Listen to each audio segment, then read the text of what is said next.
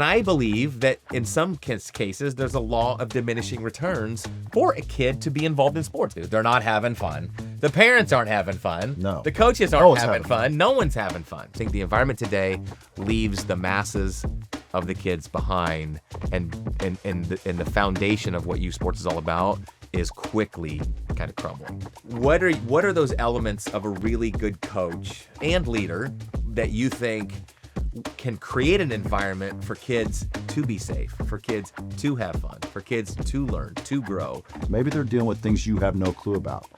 Well, how do you get to where you do have a clue about them? And it comes down to build that strong relationship. There's trust. You have confidence in them.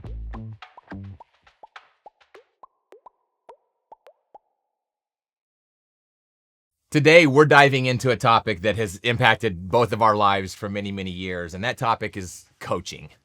How has coaching and the dynamics of coaching shifted and evolved over the years from youth sports all the way to our professional lives and how leaders coach and impact people today? I'm Chad Carden, founder of the Carden Group, and for the past 2.5 decades, I have been working with leaders to coach and drive performance, to drive even better results within their teams, their departments, and their organizations.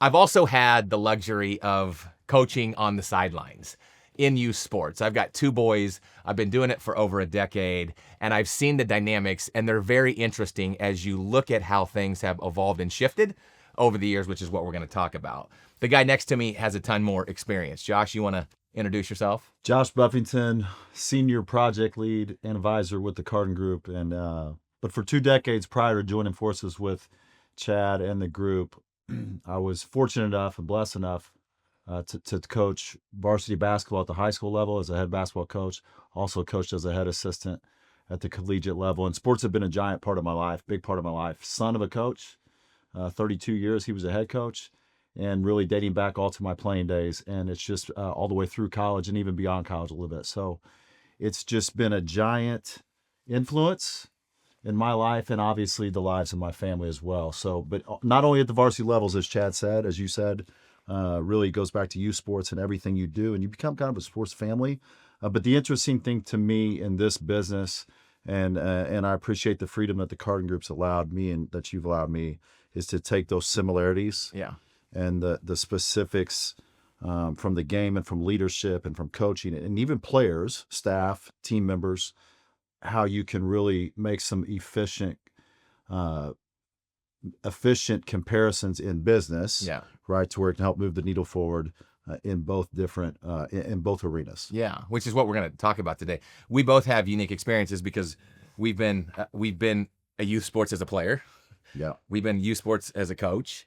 We've been in youth sports you've been in youth sports as an organizer. You organized an entire program around it for more than a decade. And so the different perspectives and really, like you said, seeing how those things have parallels in the world that we do right now and in the profession that we do right now is similar. But let me set some context to why this topic came up and around coaching and youth sports. So if you look at some of these statistics, actually the statistics are kind of amazing when we were looking at doing this. I mean, a study found that 75% of executives in Fortune 500 companies played sports as a kid. 75% of them links their early sports participation to their career advancement, to their leadership qualities. And so that kind of set a foundation for them, is what this study is showing, that has allowed them to be successful in their professional career. Another survey revealed, this is astounding to me, 94% of women in the C-suite position said that they played sports during their youth.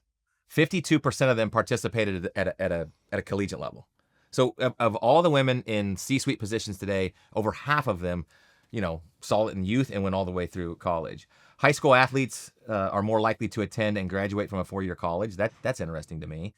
Studies show that 34% of individuals who participate in youth sports score higher on grit assessments compared to 23% of non-participants, indicating like their perseverance, their passion for long-term goals, and kind of their fortitude and their stick-to-itiveness. Yeah, that one doesn't surprise me the least bit. Really, these stats don't surprise me, Chad, and I know we've studied these together behind the curtain, but it just shows, and I know we're going to talk about more of this today, but the teamwork, the grit, just take the word grit. I mean, you have to have grit when you're competing. Even more so probably today, right? With the way things have changed. But if you don't have that, you're not going to be successful. But when you gain that and you go through some tough times in adversity, what's that do for you later in life? And that's really that's the benefits. That's the solid benefits for sports moving forward. Well, let's dive into that just for a second. So you've seen hundreds, if not thousands, of youth sport, you know what I mean, of kids kind of go through that.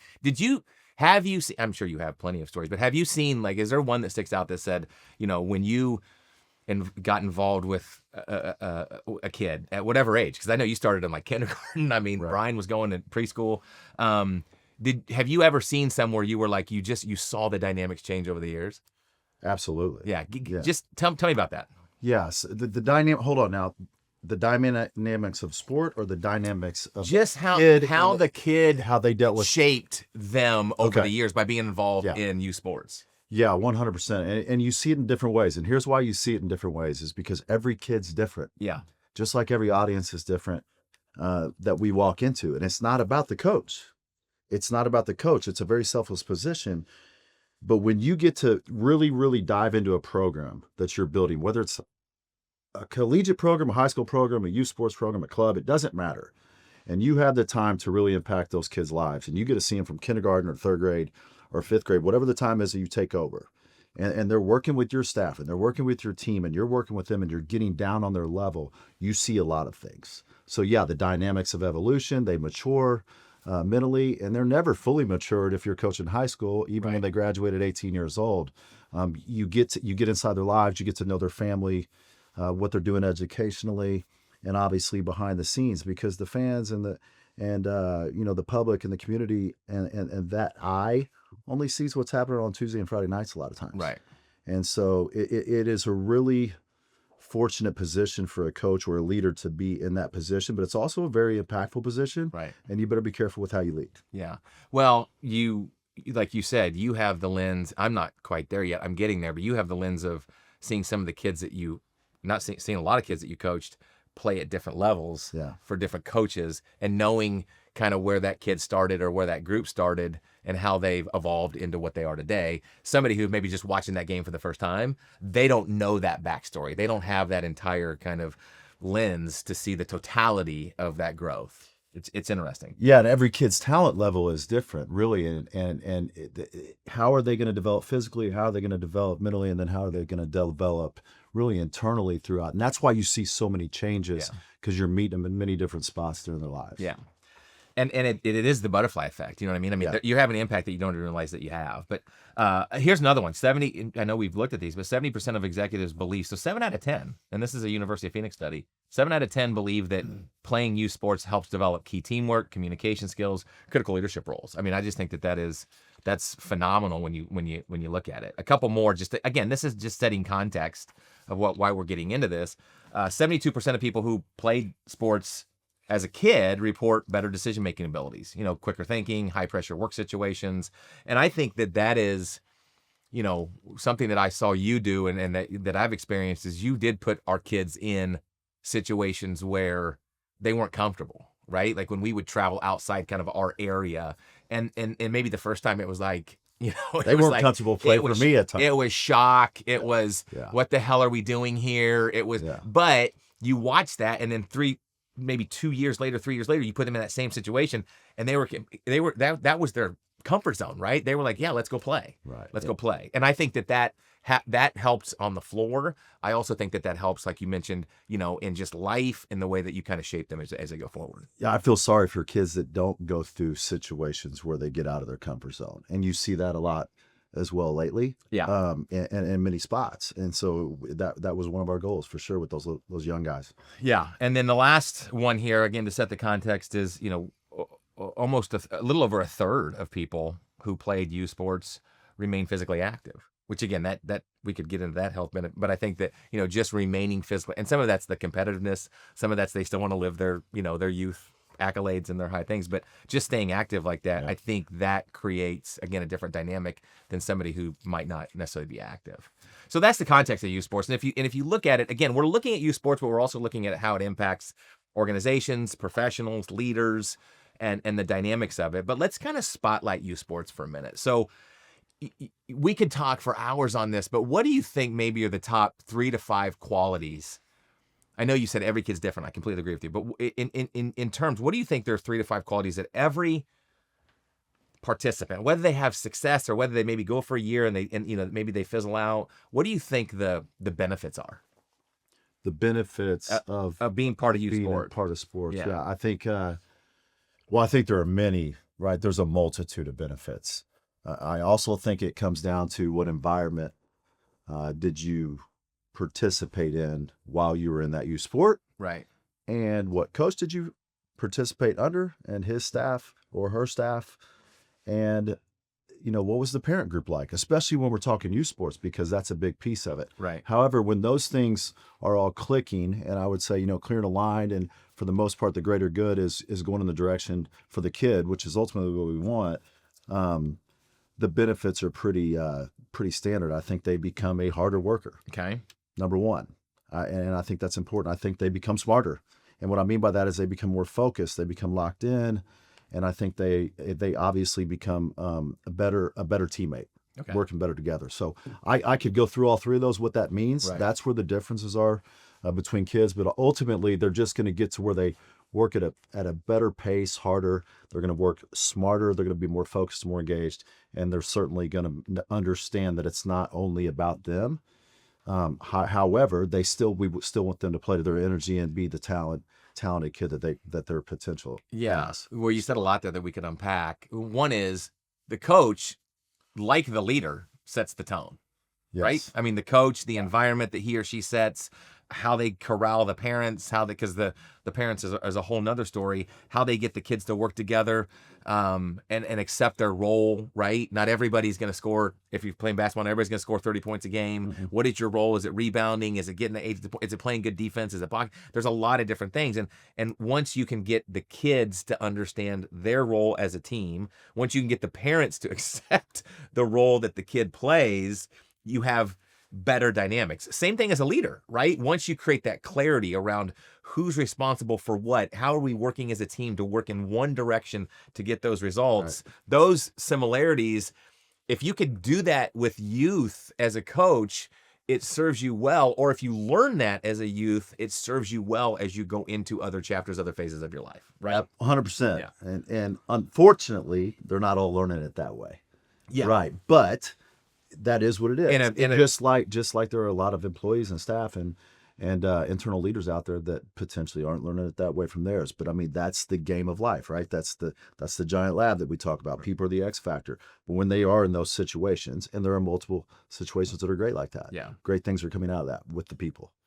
So we have, and this might be opinionated, but I have seen, in my opinion, the landscape change. Yeah. Right. And I think that that's because there is more emphasis on my kid being on a travel team, my kid being in club. And there used to be, when you and I played, the travel teams were the elite teams. Mm-hmm. And everybody else played rec or whatever, however you want to define it, right? They played their own local leagues and all that different type of stuff. And you really didn't know any different.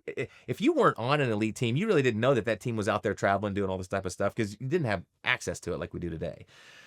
Today, it's almost the complete, we've done a 180 where now every kid needs to be on a travel team, a club team, and clubs have 10 different teams, right? And none of them are elite, or one of them's elite and the rest are just paying their dues, and it's a moneymaker. And because of that, I think it's diluted the coaching, it's diluted the environment, it's diluted, you know what I mean? You can't find 15 good coaches to go coach. And so because of those, just like organizations, it's hard to find really good leaders that truly want to continuously grow. So it's shifted. And I believe that in some cases, there's a law of diminishing returns for a kid to be involved in sports. I've always been a believer in sports. I believe that hard work, you learn how to work as a team, you understand your role, you learn how to communicate, you learn the ups and the downs. But I think there is a percentage, and I don't know that percentage, of kids that are in youth sports today it's actually a detriment to them because they're not learning those things. It's stressful. They're not having a good experience, and they're going to come out on the other end with those qualities that should be there aren't there. And they should be spending more of their time, like we always talk about, practicing, getting the reps, if they want to evolve in that particular sport, whatever that sport is, versus playing 80 games and not getting any coaching and not being in part of an environment and not having fun. Let me get your thoughts on that. Yeah. do you love the game or do you need the game? I believe there's a difference. Okay. And so I always start in situations like this when I'm dealing with kids in burnout, or they say they're burnout, whether it's my kids or someone else's kids or some of my former players down to the young ages. Do you love the game or do you need the game? Because there's a difference. Everyone loves to go play in front of people. Everyone loves to go play that game, right? But if they need it, they're going to naturally work behind the scenes, connive, constant and never-ending improvement. They're going to do those things. They're going to self-develop. But they can't be forced to do that. Right. So at a young age, if they feel, a lot of times those kids potentially feel forced to do it, whether it's coming from whatever external force that's coming from, a parent, a coach, an assistant coach, a peer, someone's in the stands and they think, or they're going to a tournament and they think, Division I coaches are going to be in the audience when they're playing in a fourth grade AAU tournament that's potentially watered down and a money grab. And they don't know that because they only know what their parents and what those forces in their lives at that time are telling them because they're young. So, but yeah, we see burnout in sports. And I think really ultimately what it comes down to, I think it's the kid and I think it's the other forces. I think when they get to the position where it becomes a job, obligation, right? We've talked about that. They lose the love for it. And maybe some other influences come into their life when they're out of the house a little bit more and they're gaining some more independency. And they don't quite know how to balance some of those things out yet. I also think it comes down to styles because I think certain kids can respond to a certain style of management, whether that's a micromanaging style on the court or on the field, or they need more to be more of a player's coach. Maybe they need some more freedom, or they need someone to show them some love, or they need someone to just say, stay away, we're going to let you figure it out on their own. I don't know. I think there are a lot of differences there, and those things too can lead to burnout. Yeah. So it's not just the multiple games and everything turning into a job and all these AAU and club events. It does really, a lot of it comes down to the relationship as they get older with their coach and their teammates inside that locker room and on the court. And when burnout is in play, which I see it a lot these days, number one, like you said, it's obligation, not opportunity. Yep. So they feel like they have to. They're not having fun. The parents aren't having fun. No. The coaches aren't having fun. No one's having fun. So it creates an environment that does almost the opposite of what U Sports have done over the years. What are some things we could do or think about or brainstorm that could bring back an element of fun for these kids, and that could bring back an element where the masses aren't getting lost because of the competitiveness and everybody wants to be on a travel team? How could we bring it back? And rec always comes up, right? It's rec or travel. But I think we need more rec, and I think rec isn't a bad thing. So what would you say some of the solutions are that could bring the elements back to U Sports, that where I might say to you, okay, now I believe it's back to par, and I believe that U Sports are a benefit and there's not an adverse impact? I think we need more, definitely need solutions, right? Yes. Definitely needs to get back to more fun. I also agree with you that we need more rec options. However, I've seen kids not have fun in rec leagues too, because again, it comes kind of back to that, just all the dynamics of everything around them. So I think back to when I was a kid, though, playing sports. It was the best time of my life. It was fun. It was the most fun I ever had, really all the way through high school, Chad, because it wasn't a job, and I guess maybe just a different time of life. Here's what I think. Hold on. Hold on, though. You had fun in U Sports because you were good at what you played. That helped. There's a group of kids out there that aren't that talented, and that's not a negative thing. I always say, I think I'm a pretty good guy, but you don't want me building your house. That's just not my talent. It's not my forte. So if kids want to be involved, but they maybe don't have the talent level or the sports IQ, how do we create an environment for those kids? I don't know, but I would love to name a few guys' names that I played with that really weren't that talented, but man, they had a blast. But we had just that great camaraderie with teammates, and the coaches were awesome with them, made them feel valued, engaged. But back to, so I understand what you're saying. How do we create that solution, that fun base? I don't think we know those solutions. I think you pull those solutions from the environment around these kids. What I mean by that is, how can we educate the parents? How can we educate the club directors, or if we're talking youth sports right now? and not just virtual platforms. Sign up and watch these videos. How can we turn it into where it's more dynamic, transformational, some in person? How can we stay with them? How can we follow them and take their ideas and create that shared experience that we're always talking about? Because ultimately, I would hope they want their kids having a fun experience as well. And they also want their kids competing at the highest level they're possible competing at. So I really do believe it starts with education and brainstorming with the decision makers in those kids' lives. Okay, so let me piggyback on that. I think that what you said is we have to change the environment, because not everybody can play on an elite team, right? So change the environment, change the mindset, change the expectations. What level are we playing at, right? And yeah, we want to compete at that level, but if you're not playing in the top elite divisions, even at youth sports, because they're all separated, if you're playing in a rec league, and I just use that term because that term's out there, if you're playing in a rec league, how do you create an environment that those kids can succeed in, whatever the definition of success is, right? But not setting the expectation of, if you're playing in a rec league, the same expectations of somebody playing in the elite division of a major tournament somewhere across the country. Does that make sense? Yeah. So resetting the expectations, resetting the mindset, and creating an environment that allows the kid or kids to be successful in that environment. Yeah. I'm never going to be successful building a deck or a house. I'm just not.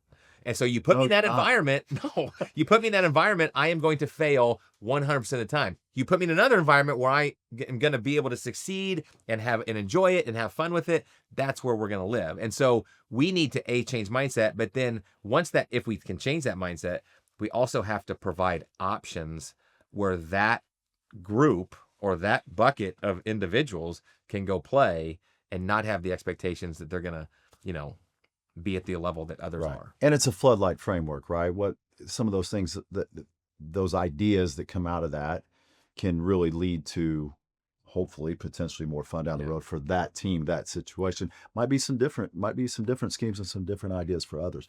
But I think it's worth a try. Yeah. So that's what I think. We have to educate them, and they've got every outlet they need. They have every resource they need, but they're reading the label from one lens right now. So bring someone else in, get educated, create some ideas. You get a voice as well, and the experts are in the room. I really do believe that if you can get them to understand that this is a need and this can be a benefit for their kid and for them. You know what else is missing? Here's what's missing. I think that the biggest disruption of youth sports is when parents and coaches get involved. Yeah. We don't have pickup games anymore. Remember when we were kids? We would go to the park and we would make teams, and you would go, all right, Josh's the captain, Chad's the captain. All right, whoever wins, all right, I pick you, you pick, and we would divvy the teams, right? And you knew who you're going to pick if you won. You wanted the best player potentially on your team. But the kids figured it out. Throw a little money in the pot. We figured it out. 3-on-3. Right? Yeah. There were no coaches, no referees, no players, or no parents. We called our own foul. That has zero existence today. Kids don't do that because there's so much organization that kids don't even have time to do that. That's number one. Also, I haven't experienced this, but I've heard, because now that, our boys are in high school, the kids that don't play high school basketball but go play that link league or whatever, right, and they coach themselves and they call themselves like the rejects or whatever. They make it a funny name. They're having a blast. Yeah. Like they are just enjoying it. Why? Because the expectation isn't they're going to go play deep Division I basketball. The expectation is they're going to go play and have fun with their kids. Yeah. That's missing. Yeah. More of those at every level, right, of youth sports, of just an opportunity to get involved in something where you can just go play. There's no stress. There's no expectations. There's no spotlight. I think those are things that we need to continue to open up the conversation with and challenge communities to bring those things in where those kids can have fun and be successful. Yeah. I have a junior son, a sophomore son, and a 7th grade daughter. They all play sports. And when they come home, I ask them how practice went, or school, or whatever. We usually practice first and then school. Just kidding. But I ask them how practice went, and it breaks me if they say, "Man, it's boring," or "It's fine," right? Or was it fun? Well, if it was fun, why was it fun? We just played. Right. We just played. Right. Yeah, it was free. And there are times where kids do still get together and go play pickup games. And I always ask, now it's not near as much as it used to be, probably not even close, like you said. But when they get done, they come home for that. 100% of the time, the answer is it was a blast. Right. So how can we incorporate that into practices to where you're still getting something out of those freelance moments? Right. I think that's a big piece of it too. Yeah, I agree. The other one is, we've talked a lot, but I'm curious to get your thoughts on. We talked about it, there's shitty coaches out there, and that's not their fault. There's shitty leaders out there. That's not always their fault. I'm not blaming anybody. It's not an indictment. It's just that's the reality. Why don't people want to step up and coach, or why are there lack of good coaches that can do all the things that you've kind of laid out here today? People leave jobs for what reason? Right? A lot of times they think they're getting the grass is greener on the other side, but typically if they leave one, it's because they're not in a good situation from a relationship standpoint with other people that they're internally working with. Okay. It also happens externally. So take a referee, which we need for the games to happen. Yet our parents or sometimes administrators are just giving it to them and blasting them the entire game. I'm not saying I haven't done that, right? As a coach or as a parent, but there's a fine line of unprofessional and not. And now that ref's done. So we're losing young refs. We're losing coaches because they're just underpaid's one thing at the lower levels, especially, or not paid at all. They're doing it for their time and they're volunteering their time and they're trying to help kids. But when you're undervalued, and you don't get a thank you every now and then, it's pretty, and you can really not feel appreciated. If you can just get in a situation where you feel appreciated and you feel like you feel valued and you're driving impact, you won't lose near as many coaches. You'll gain coaches, and they'll be good ones. You'll have quality over quantity. And so I think it just comes down to a lot of those basic things that we talk about when we go in and really try to shift some cultures with their retention and recruiting. Yeah, I got some thoughts on that. So I agree with you. I think that youth coaches today are underappreciated in their expectations by parents, by other, maybe their administrators of that program. There's so many expectations, and they rarely it's a thankless job. Even if they want to put their heart and soul into it, it's a thankless job. Number two is I think that there's more time commitment. Yeah, there's just more time commitment in the youth sports these days. It's not. I remember some of the places like Saturday mornings, 9 to 10, you're done. You had one practice. You know what I mean? I mean, it's just the way that it was. Or you played 12 summer baseball games. Yeah, that was it. Day when we were growing up. Yeah, you didn't play 80 of them. No, it's 50, and these kids play. And you had local sponsors across your chest, right? Right. Those types of things. So it's more time, and I do think that it's just because of the.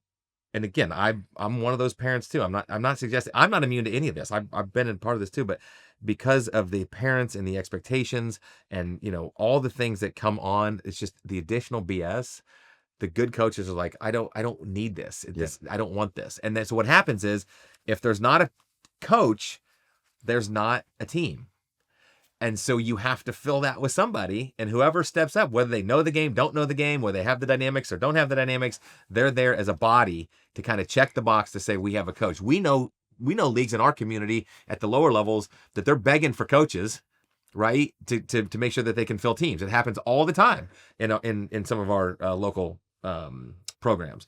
So, and those coaches, again, bless them, they mean well, but they might not know the game. They're just doing it because they want to make sure that their kid has a team to play on, and it doesn't set that up for success. That's what I would say. Yeah, I as you know, I got out of coaching. Yes. And really it comes down to one reason. I got tired. Now, what does that mean? Well, physically I got tired. Yeah. It was a lot of time. Or you get tired of of some of the BS that is part, that's the nature of it, right? You have to deal with some of it. But when that job becomes, when you took that job or you did that, went into that profession, that career, I mean, you've been doing this for nearly you're coming up on 3 decades, right? I did it for 2 decades in that business. But when you know there's going to be a 20% suck factor, we talk about that a lot, but you're getting into it for the passion and the energy, the 80% of the things you love. And then money and all that other stuff doesn't matter because you're driving impact. But when it flips to 20/80 the other way, you just get tired. Yeah. Mentally and becomes a physically. grind. And I hate to see that with a lot of young coaches. And thankfully I was able to do it for a long time. And I have zero regrets. But man, I just want to see some young ones get into it and be able to have some of those, same experiences, because I know it's going to be good for the future kids coming up, not just in sports, but in everything else they do in their life. And I think it can really help our society, and mental health. It's a big thing right now, going on in this world. So I think there can be driving some big time benefits down the road. I agree. If it can get fixed. And I'm confident that there are solutions. But people just have to keep their head on a swivel and actually have conversations. That's right. We just have to keep talking about them. Yeah. So why, two questions. First one is, why has it shifted, in your opinion, to what maybe we experienced or you've experienced 20 years ago when you got into, the youth sports programs to now? Is it the money grab? Is it everybody has, they want to put their kid on in the limelight? What do you think it is? It's money. Okay. That's the number one reason. It's money. I mean, look at everything that's come down, and it's trend. Okay, but the trend is money, and the trend is politics, and it's everything coming down. So if the NBA starts bouncing around team to team, forming super teams, eventually the college is going to do that. Enter the transfer portal, right? If NIL deals are going to come in, which I'm not saying I don't support, right? I'm not saying I don't support any of this stuff. I'm a fan. I'm a guy. I'm a sports guy. But eventually that's going to trickle down into the state associations. And then eventually those associations at the lower levels, at the high school levels, the prep levels, are going to struggle with their members, which are the schools, because there's so much movement. Now they have to make tough decisions, but that movement's trended down. But it really does cut money. So now we have kids in high school, Chad, maybe even youth sports, that are thinking, I can't wait to run out of that tunnel when I'm a fourth grader because that camp was fun. I can't wait to get that Division I scholarship so I can get paid in college, because I see someone on TV get paid $1 million to play. And again, I'm not arguing it. I'm just saying I do think that's one reason that we struggle with burnout, that we struggle with kids losing confidence, that potentially you struggle with anxiety and depression in sports, when it was at one time where it was a pretty safe place for kids. Yeah. And even back then, there were issues there too. Sure. Every issue now is out in front of us, though, because of the phones that are in our pocket and social media and everything. And it's else. Magnified. It is. So here's what I think. I agree with you. Leads into the next one. I think the environment only benefits a few, and the majority of people have false expectations, false hopes. They can't live into those. And all of a sudden, like you say, you have people that want to be, there's only a small percentage of kids.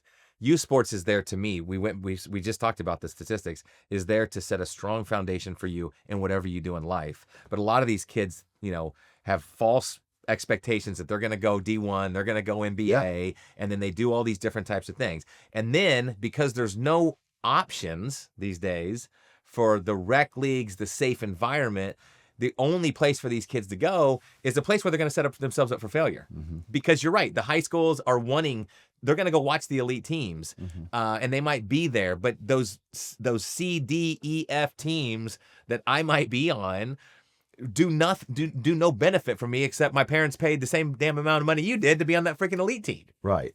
And so the environment doesn't set it up to create the learning the teamwork and all that different type of stuff. What I'm saying is, I think the environment today leaves the masses of the kids behind, and the foundation of what youth sports is all about is quickly kind of crumbling. Yes, and it's sad, and this all sounds negative, and we're not negative leaders. No, we're not negative guys. We're not negative leaders. But however, now you always want to think or look towards opportunity, how this can get better. Think of some shifts without fixing it.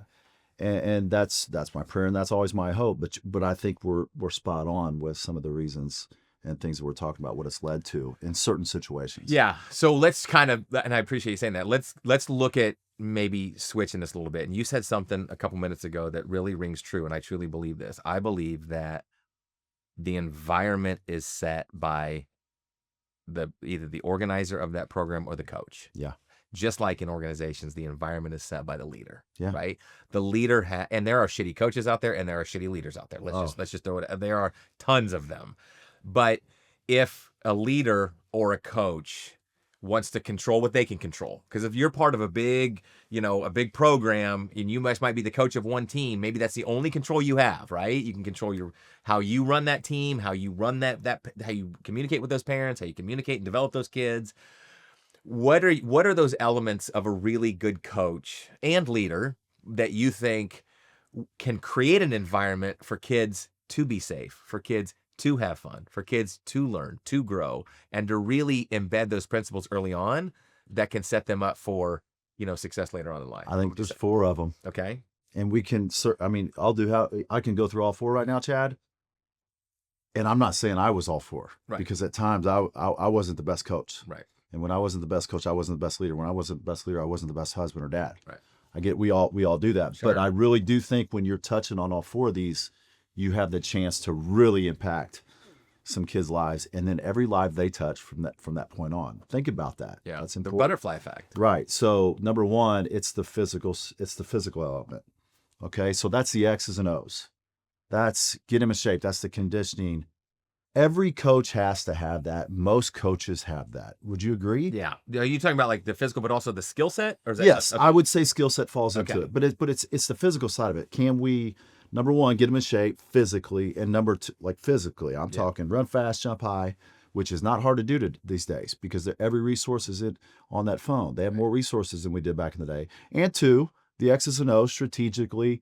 If you're going to coach at a fairly high level, even in high school, varsity head coach, most coaches are going to have that. Some are going to be better than others, but you have to have it to get through the interview process in most cases. So the physicality, the skill set, the X's and O's, that also, let me stop there. Yeah. So those things are kind of table stakes to be a good coach. But you have to have that piece of it to be a good coach. But that's 1/4, Chad. But youth sports, when you start watering in and throwing in coaches, they might have to go watch a YouTube freaking video to run an inbounds play or to run a football, to get their top 5 plays of youth football, or soccer, whatever it might be. Mm-hmm. They don't have that foundation. Yeah, and I'm not saying there's not some good ones out there, but they might think just yelling is being a coach because some coach they had in the past was a yeller, and ran sprints. And so that's what they do. So the physical side. What's the next? I would say the physical side. I would say the next side is the mental side.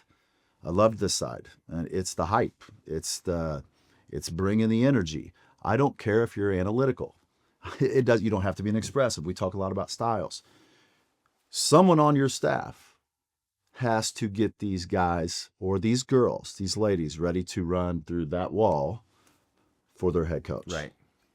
The head coach might not be the player's coach. It might be the assistant coach. But I'm telling you right now, you better hype them. You better motivate them because the grit that we were talking about earlier, they have to have that through the grind. Mm-hmm. So grit through the grind. So it is a long season. And in high school, basketball is the longest season. And it goes from first semester through second semester. So you don't want those kids thinking, I'm ready to get out in the 72-degree weather right before you head into playoffs. So you have to really mix up how you motivate these kids mentally. Okay. Is the mental aspect also the IQ of the game, or where would you put that?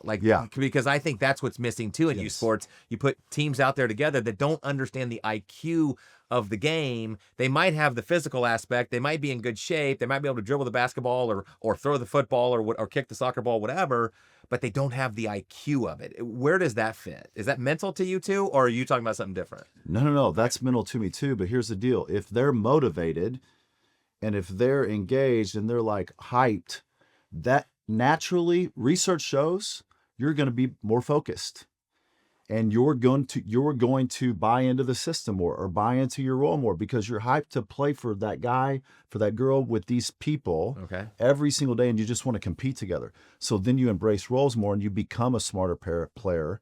You become a high IQ player through that process, but you have to be a high IQ coach as well, obviously, and that does fall on that mental side of it. So how can you prepare them for those things as well? So it's not just what you do in the locker room before the game, in a pregame, or in a huddle. All right, and I'm talking any sport. It's how do you mix up your practices also to give them an opportunity to turn into a smarter player, whether it's film breakdown Or maybe it's just one day we're going to go in there and we're going to have some growth mindset discussions. I really do think we're in the era now where you have to mix some things up in that second element that we're talking about, the mental side of things. So the mental side. And that's more of getting people in that opportunity mindset, that learning mindset, that I'm ready to go out and play mindset, and the grit of, 75% of the way through the season, I'm not ready to kind of hang it up and go to the next season. Right. Okay. What's number 3? The third one really hits home with me. That's the spiritual side. And what I mean by that is, how can you get inside these kids' lives? We talk about brand all the time. Well, number one, it's how you show up. We don't know how those kids are showing up these days. You may be dealing with public school kids. You may be dealing with private school kids. You may be dealing with a kid that, if you follow their family on Facebook, it looks like, it's Leave It to Beaver. It's perfect. Right. Everything's great. Maybe it's not when they walk in those doors in the gym. And maybe that's the only spot they come in their life that's safe. Maybe they're dealing with death in families. Maybe they're dealing with things you have no clue about. Well, how do you get to where you do have a clue about them? And it comes down to build that strong relationship. There's trust. You have confidence in them. Therefore, they have confidence in you, because a lot of coaches out there say, well, I don't trust them. Well, you know what? They don't trust you either. Right. That goes, who's the adult here? Right. So it is getting in their lives, figuring out things that are going on in their life, good and bad, or good and challenging, that have nothing to do with the sports you're coaching. When you do that, and when you get good at it and authentic with it, it does wonders for that kid. Okay. And it does wonders for your team, ultimately. So the spiritual side of understanding and creating a relationship, an appropriate relationship with those kids, to understand kind of the dynamics of where they're at and how I meet them and how they show up. The other thing that you mentioned, I think, is also important, is how does the coach show up? Right. Right. I mean, how does he or she show up in a way that creates that environment? So hold number 4 for just a second. So, because it's given me, some great correlations here between, again, youth sports and coaching, which those dynamics are missing these days. A lot of those dynamics are missing these days. But it's also missing at the professional level as a leader, right? Number 1, you have to kind of understand and be a subject matter expert of what you're helping your people do, so you can transfer those skills and help them be successful. Number 2, you have to mentally get them motivated and get them to understand and continuously want to grow and learn. You have to learn about your people, so you're creating those strong working relationships, that engagement, that trust, that respect, that rapport, to work together to drive better results. So all of that, if I can do that in youth sports, I can do that as leaders. But if I also learn that as a kid in youth sports, hence the statistics that we were talking about earlier, that those staples or those anchor points stay with me, that I can now, like you said, impact and touch other people's lives as I go through those things. When those things aren't there, I don't get any benefit. I don't necessarily any, but I get minimal benefit from youth sports, and I surely can't carry it on in the next chapter in life. Right. What's number 4? Yeah, so what you're saying is it has a chance to knock those stats that we were talking about up even higher. If you have that. If you don't, it can knock them down. Right, it drops them. Yep. So, number 4, and again, these things are just really important to me, but number 4 is, what zone are you in? What do you mean by zone? What I mean is, if you're going to coach comfortable, then you might win some games, you might see some results, but you're not really putting yourself in a position where you're relaying the message to your players that I'm bold, I'm tough, life's not easy.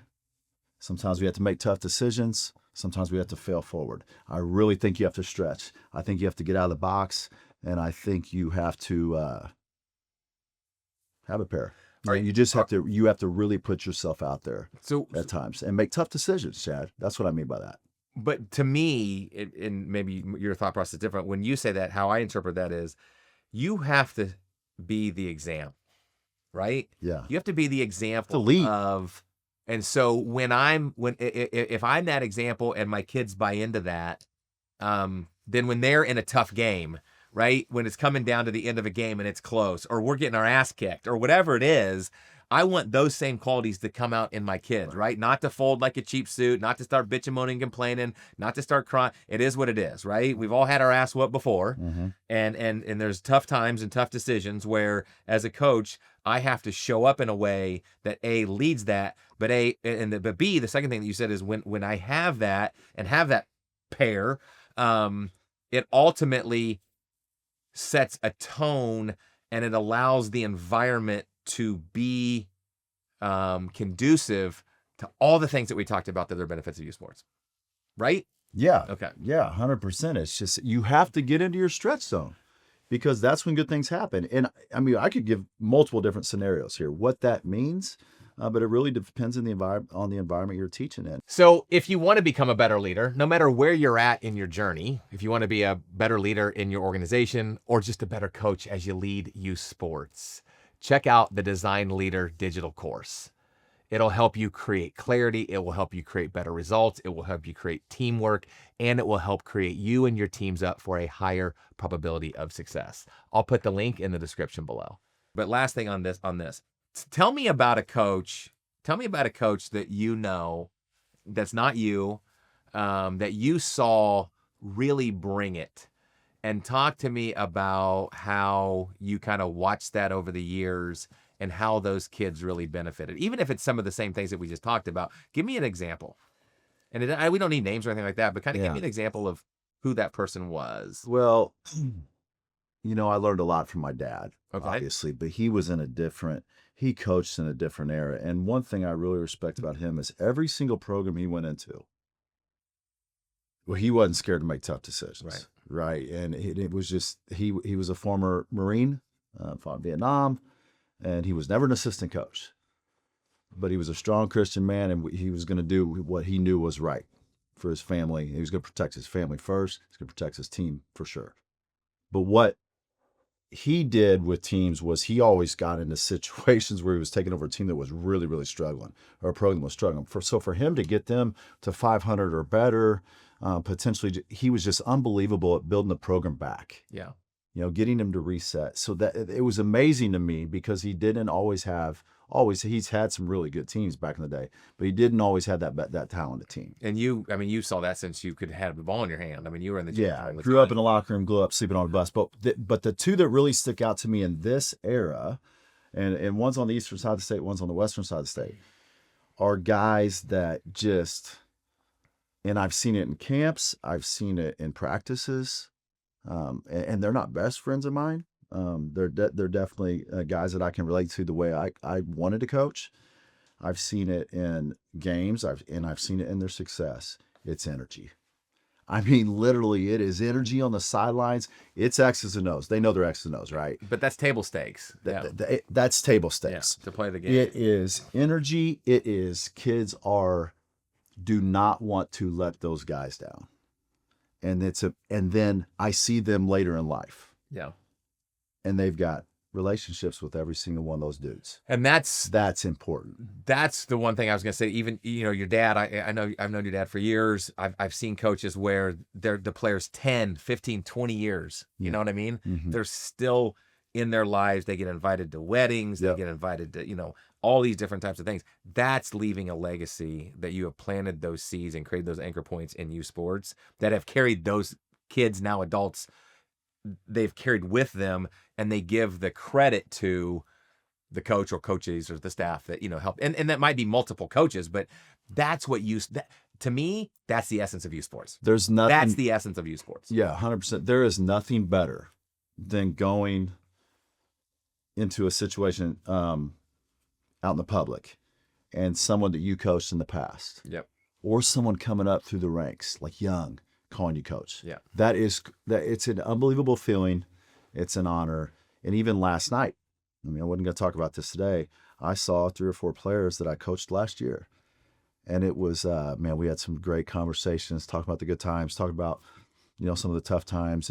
But it was good for my soul, just to have those hugs, those laughs, and to let them know that regardless of the rivalry situation, like, I'm still pulling for you the rest of your life. And so that's cool because, and the coaches that don't get that opportunity for the weddings and the funerals and to continue on with those relationships, where was the gap there?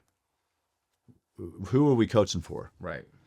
We're all competitive. We're all going to do everything we can to win that fight. Everything we can. But outside of that, who were we doing it for? Yeah. Because I never did it for the wins, and I didn't do it for those things. I don't give a shit what anybody says. I did it, or I would have stayed in it. Right.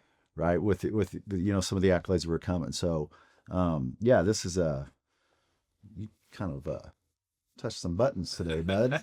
Well, But it's been fun, and there is nothing better than sports. I want to end up with that, man. Yeah. I love sports. Yeah. I love it. And it does go into business well. And I love these stats because they're all true. And I think they can get better. well, yeah, just to kind of make the correlation again, kids will emulate and imitate who they see, Yes. right? And Good and bad. good and bad. So, if we can instill these qualities into these youth sports, it leads into business, it leads into professional. If they become leaders, then it's just that, again, it's the ripple effect, it's the butterfly effect. And so ultimately it starts with the youth sports. I mean, there's other areas that you can get it. I'm not saying it's all sports, but you get that creates the foundation for them to be good leaders. Mm-hmm. And you can still change. We've seen it, right? Over 2.5 decades of doing this, we've helped shitty leaders become better leaders if they would just drop their ego and realize that there's opportunities to learn and not think they know it all and all that different type of stuff. But there's just so much correlation between a really good coach and the environment he or she creates and a really good leader in the environment he or she creates. And I think that's where ultimately we want to make that correlation, that everything you said about that makes a good coach, if you take those same qualities, and if you're a leader out there right now and you just begin to work on those qualities and enhance those qualities and improve in those qualities, you will see different dynamics on your team. You will see better results. You will see stronger working relationships, more opportunity mindset, not obligation mindset.